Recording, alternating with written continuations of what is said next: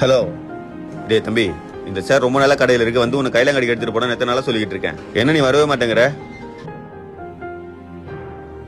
வா சார். ம் அந்த சேரை காலங்களில் போடுறதா நீங்க பேசிட்டு இருந்தீங்களா? அந்த சேர் எனக்கு கொடுத்துட்றீங்களா? அங்க என்ன கொடுக்குறாங்களோ அதை நான் கொடுத்துட்றேன். ஏன்பா? எங்க அப்பாவுக்கு காலில் கொஞ்சம் பிரச்சனை சார். அவங்களால காலை மடிக்கலாம் உட்கார முடியாது. அதை கொஞ்சம் நீங்க கொடுத்தீங்கன்னா எங்க அப்பாவுக்கு ரொம்ப உதவியா இருக்கும் சார்.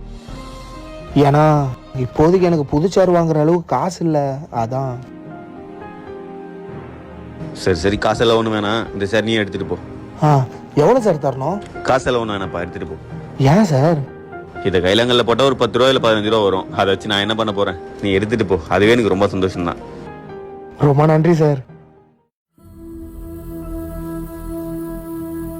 நம்ம கடையில அப்பாவுக்கு சேர் வாங்க அந்த பையன் மாதிரி இருக்கான். மச்சான், சேர் இல்லைன்னு சொல்லியிருந்தல, ஒரு சேர் புடிச்சிட்டு வந்துட்டேன். வீட்டுல திரும்ப போய் வை. அப்பாவுக்கும் சேர் வேணும்னு சொல்லி வாங்கி வேற ஒருத்தவங்க சேரை கொடுக்குறான். டேய், அப்பாவுக்கு பிரச்சனை சொல்லிதான் என்கிட்ட சேர் வாங்கினேன். இப்ப இவருக்கிட்ட சேர் எடுத்து வந்து கொடுக்குற, எதுக்குடா போய் சொன்னேன்? சொல்லி எதுக்கு போய் சொன்னேன்?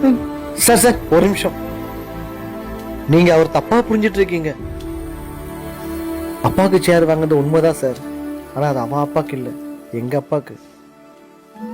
அவனுக்கு அவங்க அப்பா அம்மாலாம் யாரும் இல்லை சார். எங்க அப்பாவை தான் அவங்க அப்பாவை நினைச்சிட்டு இருக்கான். அவங்களுக்கு ஏதாவது பணம் நினைச்சுதான் அவன் இதை வாழ்ந்துருக்கான்னு நினைக்கிறேன். ஓ சாரிப்பா,